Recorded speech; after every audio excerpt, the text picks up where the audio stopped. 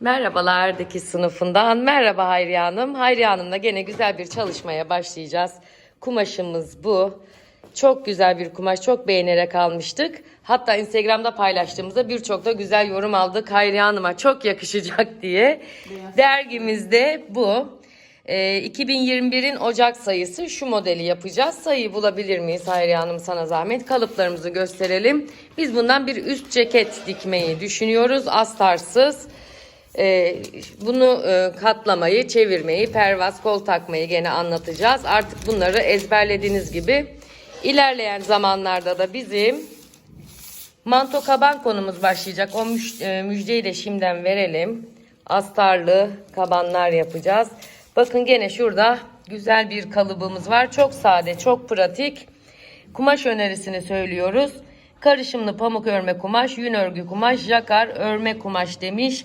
1,5 metre 1,45 gider bu boyda istersek, ama uzun istersek bu ölçüyü 2,5'a 3'e kadar çıkarabiliriz. Patron parçalarımızın ne kadar kesileceği, bakın 3 tane 4 tane, yani 3 ana 2 tane de yardımcı kalıbımız var burada. Bunu şimdi hep beraber dikeceğiz. Kumaşımızı sermekle başlıyoruz. Hayriye Hanım kumaşını sererken ben size kalıptaki ayrıntılardan gene şöyle bir göstermek istiyorum. Bakınız, bu çok önemli. Düğmeler nerede olacak? Bu nereden katlanacak? Nereye? Burada kalıplı olması yetmiyor. Bunların kumaşın üzerine de geçmesi gerekiyor. Hepsini yazmış. Düz boy iplik işaretlerimiz, kol takma yerimiz, kol ortamız, cep üzerinde bile hiç üşenmeden gayet de güzel. Neresi kumaş katı olacak, neresi olmayacak? Parçalardan birine de modelimizi, hangi burada dergisi olduğunu unutuluyor. Bazen bana da çok soruluyor. Şu kalıp var mı hocam? Hangi sayıdaydı? Biz nasıl ezberleyelim? Kendi kalıplarımızı bile ezberleyemiyoruz. Çabuk bana bir tane işte erkek yakalı kaban kalıbı söyler misiniz? Hangi dergide vardı? Nasıl söyleyelim? Söyleyemiyoruz yani. Kalıplarımızın üzerine yazıyoruz. Burada da kumaş serme yapacağız şimdi. İlk önce bir kenar kenara, masanın kenarına koyacağız. Ondan sonra belki değişiklik yapabiliriz. Kabaca koyuyoruz biliyorsunuz ilk önce kumaşlarımızı. Bakıyoruz çıkıyor mu çıkmıyor mu diye. Ondan sonra gene bakın kolu kenar kısmına doğru yerleştirdik. Çünkü bize burada şu tarafta geniş parça, bütün parça kalsın istiyoruz. Biz o parçaları mutlaka ama mutlaka bir yerlerde değerlendiriyoruz. Cebi daha etek ucuna doğru alabiliriz. Üst giyim olduğu için dikiş payını yanlardan biraz fazla vereceğiz. Diğer yerlerden değil, ama biraz da boyunu uzatacağız. Çizgi şu çizgiye tam eşit. Evet. Ayarladım orası. Orada hafif bir kavis var ama genişleteceğiz ölçüsüne göre. Kumaş yerleştirmemiz bu şekilde. Bunu şimdilik kesmeyelim. Tamam.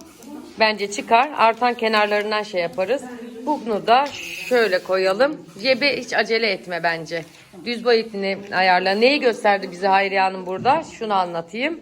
Şu çizgilerin dikildiği zaman burada denk gelmesini, şuradaki çıt işaretlerinden denk getirerek, kol altından denk getirerek, evet, koydu. Şimdi kolu da yerleştirip kumaşımızı inşallah keseceğiz. Kesmeye başladık. Bismillah. Hayırlı uğurlu olsun.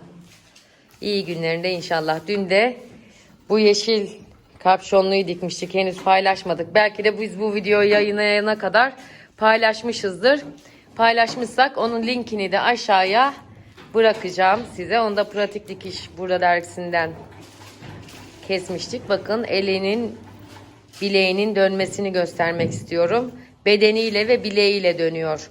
Kumaşı hiç buruşturmuyor. Bakın 90 dereceleri gene makasın tam 90 derece döndürerek. Bunlar önemli. Kenarlarını kuş gibi yuvarlak döndürmemek gerekiyor. Dikiş paylarına dikkat ediyor. Ve kesimini tamamlayacak. Daha sonra ne yapıyorduk hatırlayacaksınız. Geçmiş gönderilerimizden de bütün penye ve örme kumaşlarda olduğu gibi omuz dikişlerini birleştireceğiz. Omuz dikişlerini birleştirirken de ya şerit ya da kendi kumaşından bir parça koyacağız. Omuz marullanmasın diye. Devam ediyoruz. Burada biraz bir 2 santim biraz fazla mı oldu? Ben kameradan biraz fazla mı oldu acaba diye gördüm ama çıplak gözle bakınca ölçmüş ve çizmiş orayı. Geniş yapıyoruz üst giyim olduğu için, bir de denemek için. Tabii şuralardan verdiğimiz 2 santim dışarıya çıkmada da şu kol altlarından şuradan da vermiş olmamız gerekiyor. Aman diyeyim, ona dikkat edin. Çünkü buradan genişletirsiniz ama kol altından genişletmezseniz tabii kol oyuntusu da biraz rahatladı ve genişledi.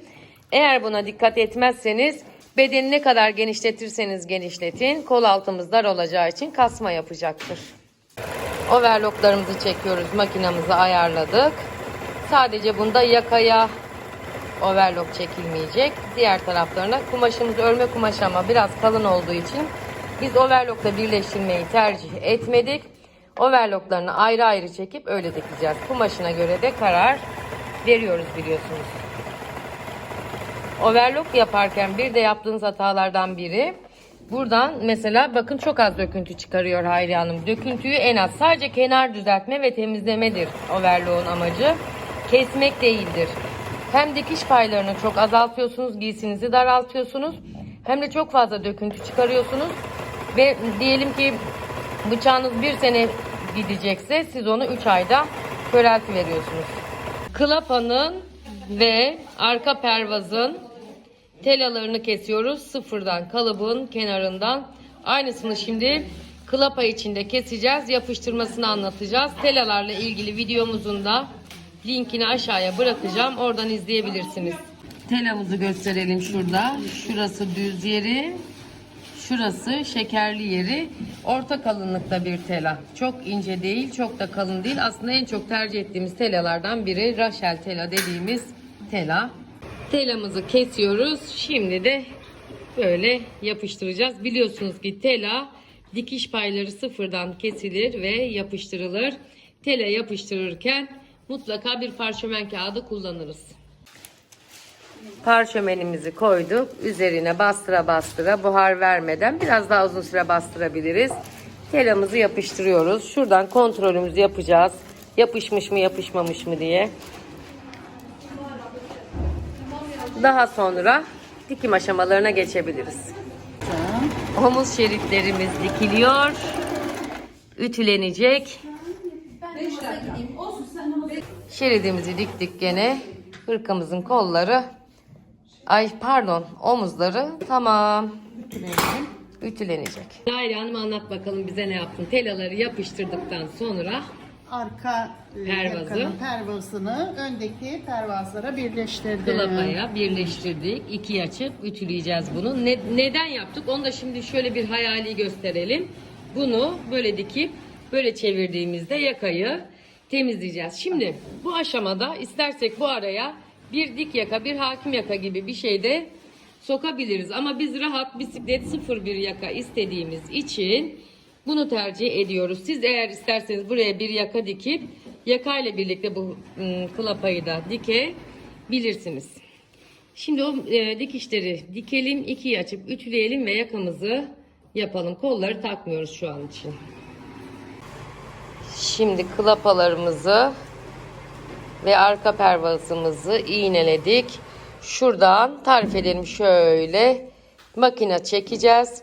Köşe çıtlatmalarımızı ve yuvarlak yerlerin çıtlatmalarını yapacağız. Yaptıktan sonra bu şekilde bu tarafa, yani şu tarafa şöyle çevireceğiz. Kameranın burasından gösteriyorum. Kendim görüyorum elimi. Şöyle çevirerek yakamızı oturtacağız. Şimdi dikişin fazlalıklarını, yani yuvarlak yerlerini incelttik. Çıtlatıyoruz. O benim makasım daha güzel keser. Yani bakar mısın benim makasım? Daha güzel keser orayı. Çıtlatıyoruz. Çıtlatmalarımızı yapıyoruz. Bir de şu köşemizde şu üçgen yeri dikişe çok yakın bir yerden üçgen uçurma dediğimiz işlemi yapacağız. Diğer tarafını da yapacağız. Şimdi şöyle elimizde çevirip bir makasın ucuyla yerleştirmeyi de gösterelim. Diğer yerlerini öyle çıtlatalım. Evet. Makasımızın ucunu kapalı halde, şu benim güzel makasımı, evet, uçlarını hafifçe bakın 90 derece olacak şekilde çeviriyoruz. Şuradan ben bir telanın kalkmış olduğunu gördüm. Yeniden şunu bir yapıştıralım. Yok yapıştıralım. Tamam. Ben bakacağım ona şimdi.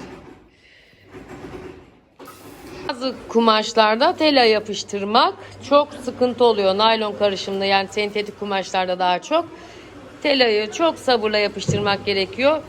Son işine kadar telanın yapışmış mı kalkmış mı, yapışmış mı kalkmış mı Sürekli kontrol etmemiz gerekiyor. İkinci kez telamızı tekrar yapıştırıyoruz. Hatta çevirip yakayı hazır çıtlatıp ütü elindeyken bu tarafa doğru da ütüleyebilirsin Hayriye Hanım aslında. Anladın değil mi ne demek istediğimi?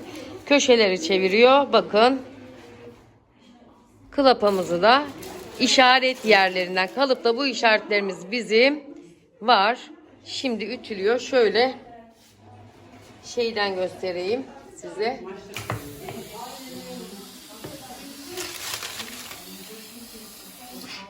Yakanın şeklini hiç bozmadan aynen öyle. Bir iki yerinden de tutturacağız. Şey yapacağız. Pervaz payıyla içeri kıvırma payına bir makine çekeceğiz birazdan. Ütüden sonra. Evet, şimdi Hayriye Hanım'ın üzerine de baktık. Bu bizim ilk denediğimiz kalıpta. Kaç bedendi Hayriye Hanım? 44 beden. Biz bir ortam istediğimiz için. Şimdi biz prova dikişimizi yaptık. Yani pardon, provamızı yaptık. Kolları biraz bize uzun geldi. Dönebilir misin? Şimdi bakıyoruz. Eksik gedik bir şeyimiz var mı? Yok gibi gözüküyor. Kollarımız henüz teyelli. Şimdi dikişini dikebiliriz. Devam ediyoruz. Kol makineleri bitti. Yan dikişler bitti. Ara ütümüz yapılıyor. Sonra kol ağzı ve etek ucu yapılacak. Bakın hiç esnetmeden ütüyü üzerine nasıl koyuyor. Yanlış olanı da gösterelim şöyle esnetmeden kumaşı. Böyle yaparsanız yanlıştır. Şimdi doğrusunu bakın. Üzerine koyarak sadece dikişi açıyor ve kumaşı ezmiyor. Uygun ısı ve uygun buhar ayarında olması gerekiyor. Ve huzurlarınızda güzel ceketimiz ve Hayriye Hanım. Dönelim lütfen. Bakın kol ağzını ve etek ucunda yaptık. Her zaman yaptığımız gibi. Bana doğru gelebilir misiniz? Şöyle kalıp çok güzel bir kalıp. Çok tavsiye bir kalıp. Hayriye Hanım bu ceketi 50 liraya mal etti. Yakasındaki süsü de göstermek istiyorum. O da kendi el emeğidir. Ellerinize sağlık Hayriye Hanım. Çok güzel günlerde giyin inşallah. Ve bu videonun çekiminde yardım ettiğiniz için teşekkür ediyoruz.